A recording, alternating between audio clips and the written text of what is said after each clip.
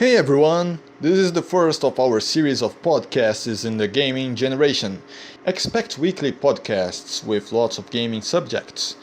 The gameplay on the background is unrelated to what we are talking about. It's just some random gameplay for your enjoyment. The gameplay and the voices were not recorded at the same time. It's unrelated, but it's joyous. Please, have fun. Welcome everybody to the first podcast of the gaming generation. This is LeoSyron and I am here with my good friend Javier. Say hi. Hello. Yeah.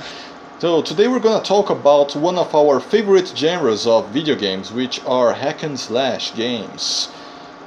Do you love them? I love hack and slash games. My favorite genre in the whole world. I love hack and slash too. Now, I'm here with the definition of what is a hack and slash game for you who don't know. For those of you who don't know, hack and slash games are straightforward action games based on combat with weapons. Not shooters, not hand-to-hand combat, but with cutting or blunt weapons. And there are many games of them like that. We're gonna talk about our favorite games, hack and slash games in 2D and 3D. Now, Javier, what are your favorite games in 2D hack and slash? No, my favorite games hack and slash is basically just Bayonetta and Devil May Cry. Those are like the top two right there. They're your favorite 3D hack and slash games, right? Yep, favorite 3D. My favorite 2D will probably be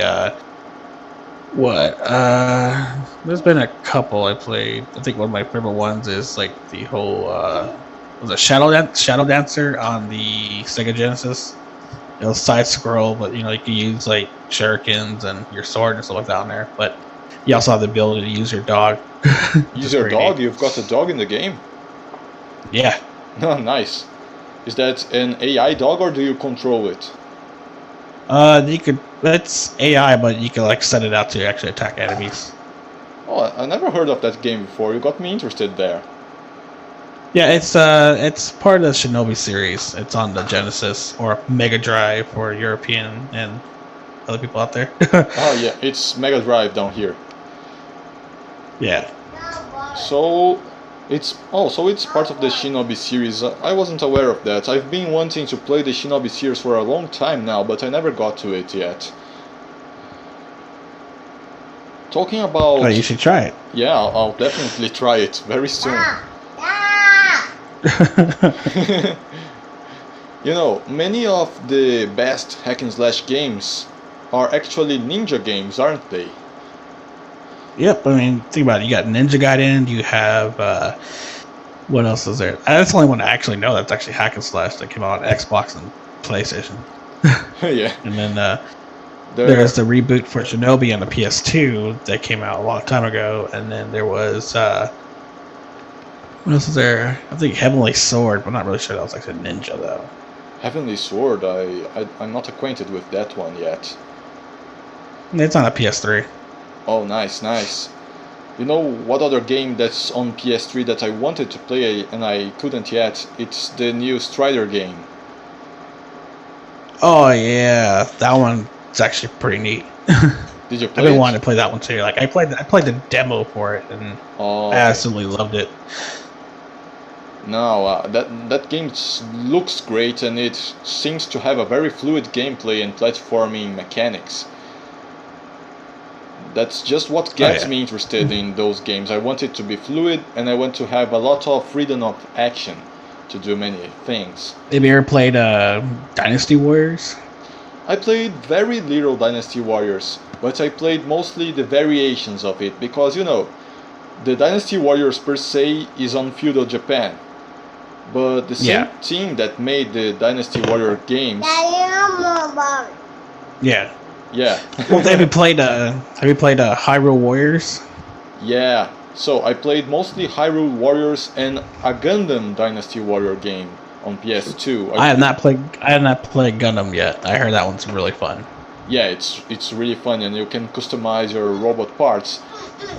The moveset remains the same, but the attributes of the special gauge and other things change from robot to robot. and it's very cool. I played mostly at a friend's house, and we had a blast. We just nice.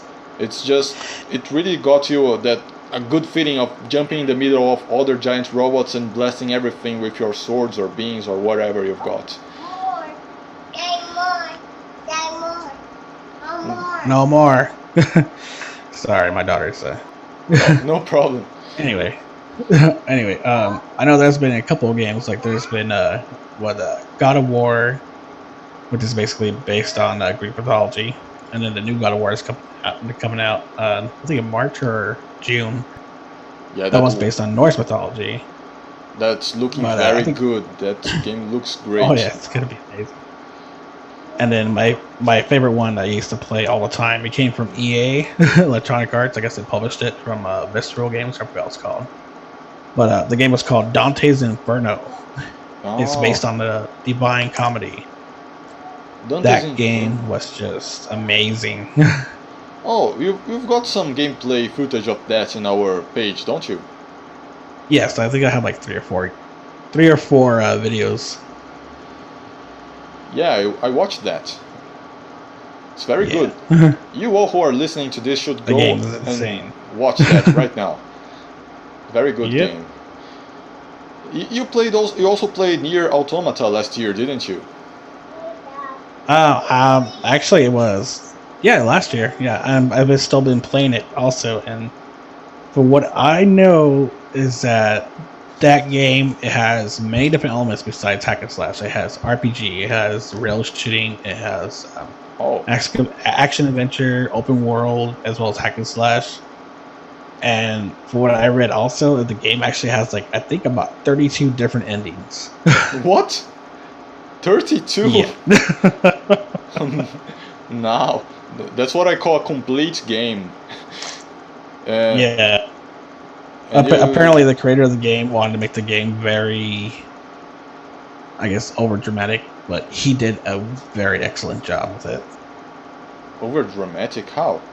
The story is all. I don't know. I guess the whole 32 freaking endings. Find out what happens to 2B, what happens to 9S, what happens to A2, stuff like that. So. Oh, okay. But those are basically all the android names. There are lots of androids. I thought it was only the protagonist and one male friend of hers. Well, the protagonists are basically androids, so yeah. Okay. That's what you are. Yeah. Now, can you have the complete game experience without DLCs? Yeah. Oh, that's great to hear, because, that's something we cannot take for granted these days. Well, for what I know, in hack and slash games, the only DLC you can actually get is probably just power-ups. That's all there is. But, with Bayonetta, for example, there's really no DLC for that game whatsoever that I know of. Besides the whole costumes that you can buy within the game. And the same thing with Devil May Cry, there's DLC, but it's mostly kind of cheats, I believe. You could have infinite devil trigger and stuff like that. With Dante's Inferno, you get 500 free souls to spin on whatever thing you need. Darksiders, there's DLCs, but it's mostly just for costumes. Okay. So I haven't really played No More Heroes or Genji or many Dynasty Warriors besides Hyrule Warriors, but yeah. The DLCs you mentioned are all mostly static or things you could acquire in the game if you play the game without paying extra, right? It depends on the game itself.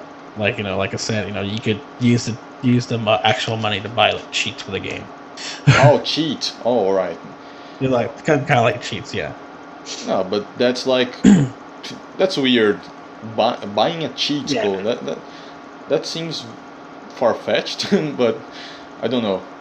But there is in Hyrule Warriors, there are DLCs, character DLCs. To unlock new characters, you have to pay extra, and you cannot unlock them just by playing the game, unfortunately. That's true. Yeah. So I bought the DLCs. It's been quite a while since I played that game. Yeah.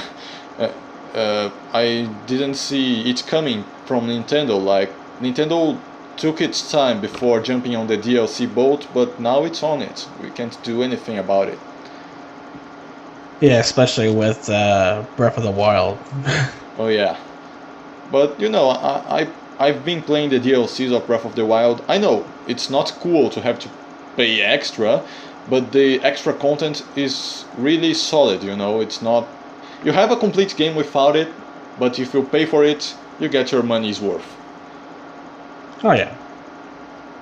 And since it's not a I versus mean, it game, also usually depends on the game makers too. To be honest, you know, for example, when Platinum Games came out with Transformers Devastation, honestly, excellent game. Of course, people gave it bad reviews because they don't like, you know, repetitive stuff. But the only DLC they had was just for alternate costumes for Optimus Prime. Okay. And 2 other Transformers. Oh, so it's just static. No. Yeah, it's just static DLC. And then when they came out with Teenage Mutant Ninja Turtles, I didn't really see that much DLC on it. I have to look that up. But that one's actually not that bad either. I mean, the controls are very confusing, I guess. Confusing, right? Really? But I haven't really seen any DLC yet. You're talking about the Mutants in Manhattan Ninja Turtles game? Yes. Yes. I think that looks cool. I mean, it looks really cool. Yeah, you know, it does.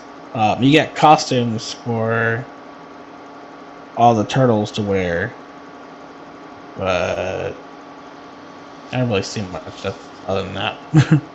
Oh, so it's fair. It's a fair trade. It's not like something essential to the game, like an exclusive ending or anything like that.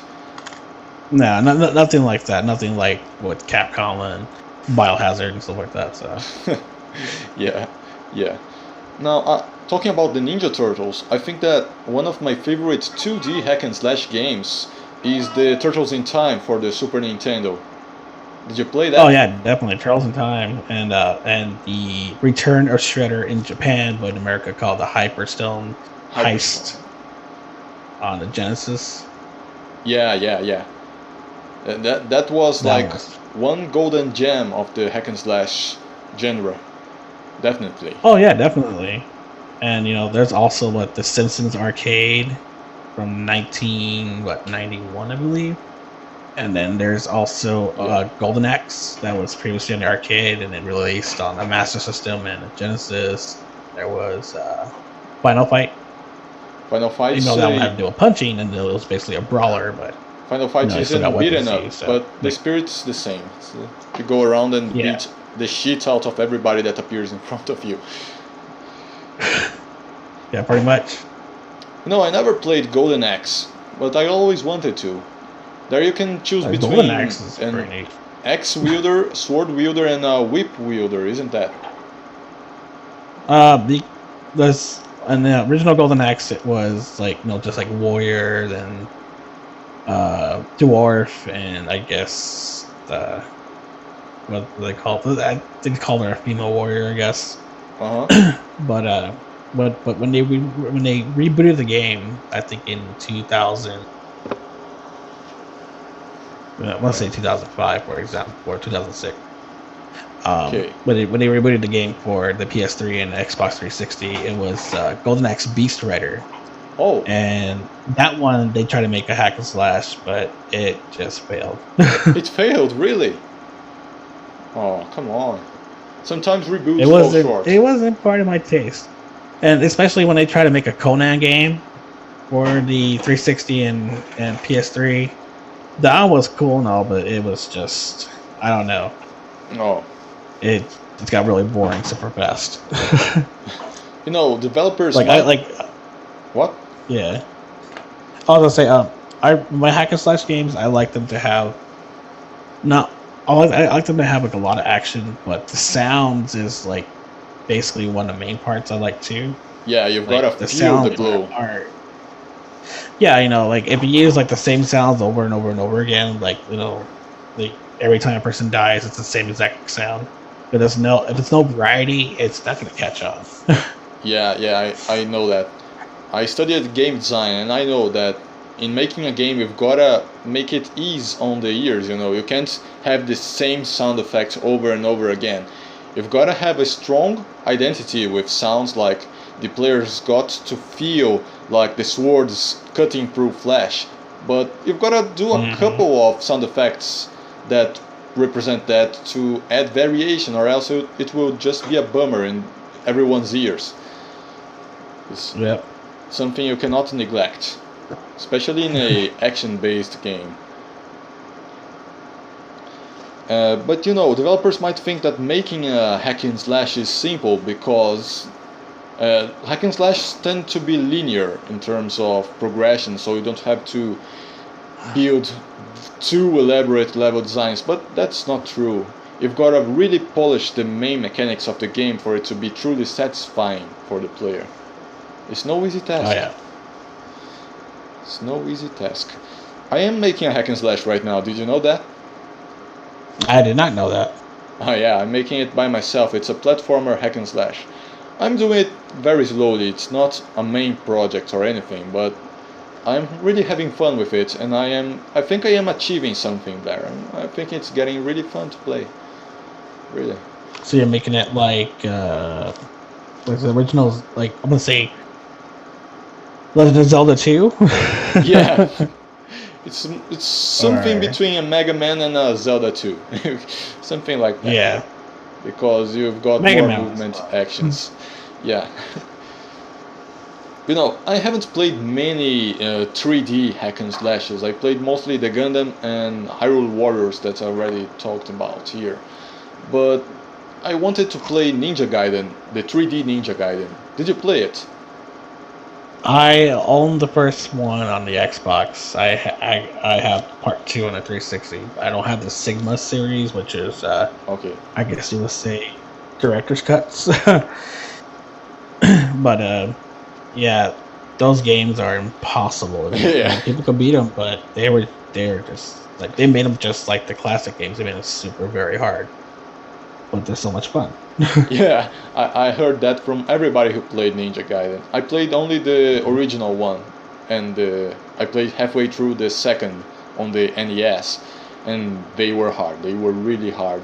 What people say about it, I know it's true, but it's compensating. It's that kind of difficulty that you will go through when you feel proud of yourself for overcoming the challenges. Oh yeah, definitely you feel satisfied once the games, or once you actually get through that area, or once you actually beat the game and stuff like that.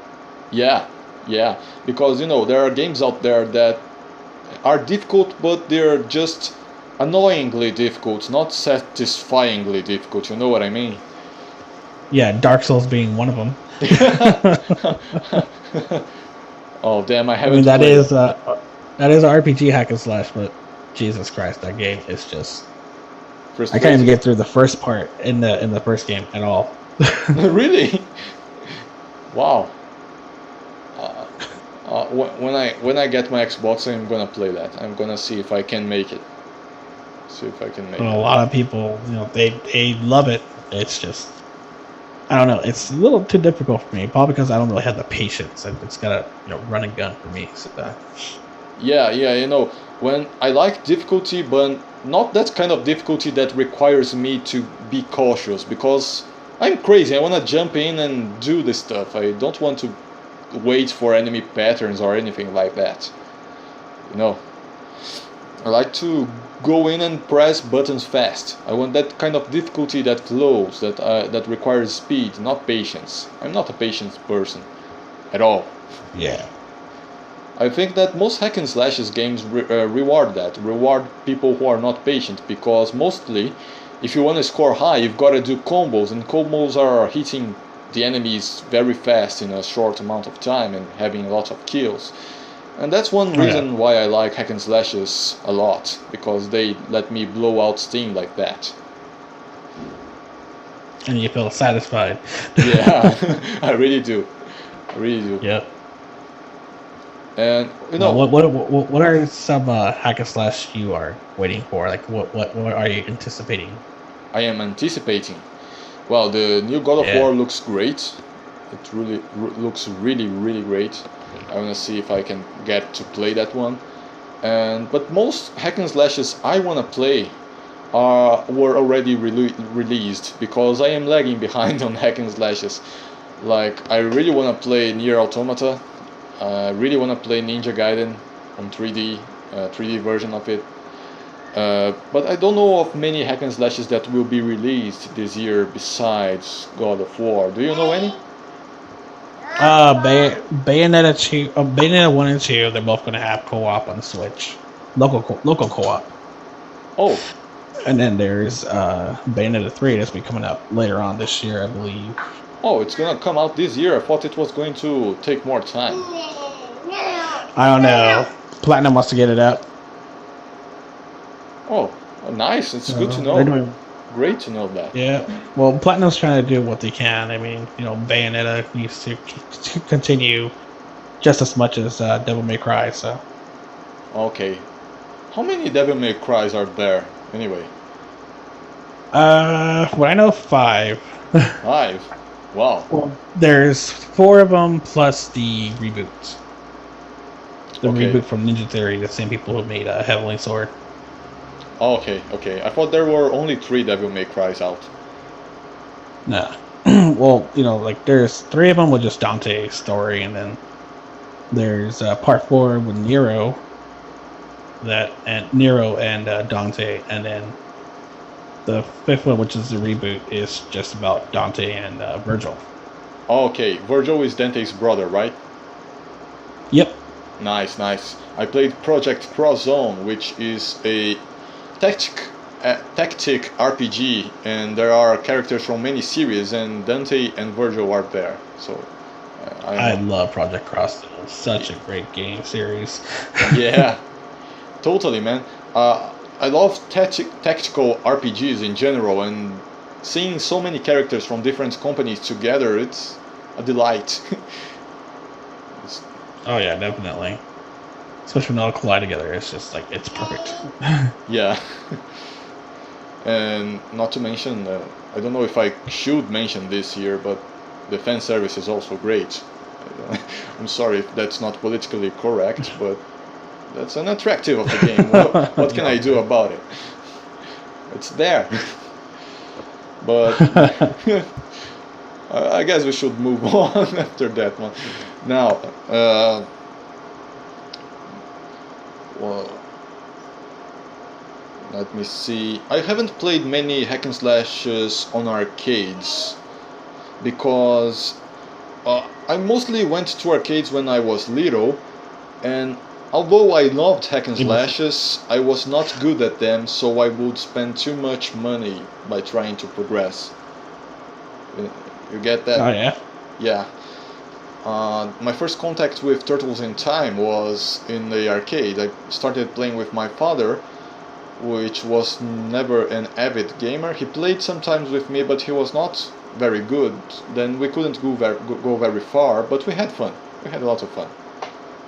I love the Ninja Turtles. I used to play. I was little. I used to play Ninja Turtles. I used to play Ninja Turtles and The Simpsons with my siblings. Oh, nice. You played a 2-person co-op, or at home or on the arcades? Arcades. Oh. And home, both basically. Nice. I think the arcade version of Turtles in Time has more levels. I'm not sure of that, but it does. But the SNES version has the Technodrome, I believe. Oh, okay. Yeah. Turtles in Time was the first game I reviewed for the gaming generation. I got all that data back then, but I had forgotten about it. Yeah, it just so happens. One thing I like a lot about Turtles in Time, at least on the SNES version, is that you can change the color palette of the turtles for them to resemble the comic versions, not the cartoon ones. Comic and anime, I believe. Yeah, you can choose between the two. Same thing.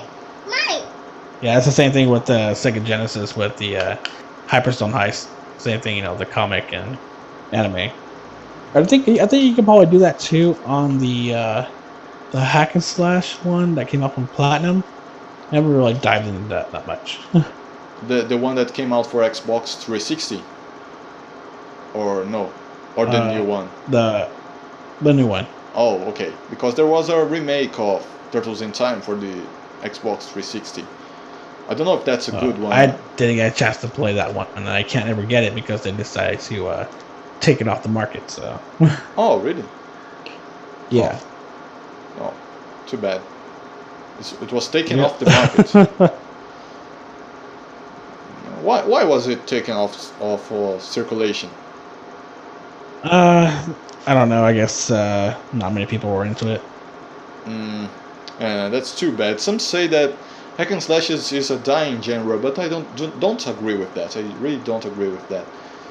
There is the team that makes... A lot of people say it's a dying genre, definitely. But, there's companies are still trying to, pump out more games. That's why they're going to make another Bayonetta game and another Devil May Cry. And hopefully, we'll get a sequel to Nier, or, we'll get more games like that. Like, exactly like Nier, like the different genres tossed into it. Yeah. Because that formula was actually just perfect. I haven't played it. There are so many good games I am yet to play. I'm every time I have a discussion like this, I've gotta enhance my game list. I've gotta make it longer, and there are already lots of games there waiting to be played. Oh yeah. But it's hard to keep up because each year they release so much good stuff. You can't ever play everything completely. It's just a good part of being a gamer, I guess, because there is always something great out there you haven't played yet. Yep, definitely. Yeah. Now, I think that the next hack and slash game I'll try to play is Nier Automata, because it looks very well polished and good presented. It has a good presentation. It seems to me like that, at least. Are you sure it's not just the panty shots? Yeah, I swear it's not just because of that. I swear. But I'm not saying that doesn't contribute to my interest, because it does. But no. Well, they do have like a DLC on Nier where it's costumes for 2B and 9S, and 2B has a revealing costume, I guess you could say. Oh yeah. It's a little too revealing, so yeah. Oh, okay. Well, that's... It's very provocative. Well, people like it or not, it's one thing that will always draw attention, and people know how to capitalize on that, so I can see why they made such DLC. Now, I don't know, what else do you want to talk about, friend? You know what? I think that's about it for hack and slash. But I know for our next topic, probably next week, we'll talk about games that cause a lot of controversy, like Mortal Kombat Promo Rage and Cage Fighter and all that good stuff. No, that's a good topic for next week. I hope everybody liked our first podcast on the gaming generation. So, any last words, friend? No, not really. Besides happy gaming and Yeah, happy gaming, and I hope our conversation got you interested in new games to play, so that we can keep the hype flowing, because video games are awesome. Oh yeah, definitely. Video games keep us in massive worlds that keep us away from drugs and violence. Yeah, very well said, very well said. Spend all your money on video games so that you can't afford drugs later. That's a good message for all the kids out there. Yeah. Well, if you think about it too, back in Ninja Turtles in the arcade, their message, was from the FBI, basically saying, winners don't do drugs. Yeah. You should spend your money on DLCs that make the robot characters seem more appealing instead of buying drugs. I think. Yep. Well, I think we can wrap it up for today, and you can expect us next week for more gaming content. Bye bye, everyone. Yep.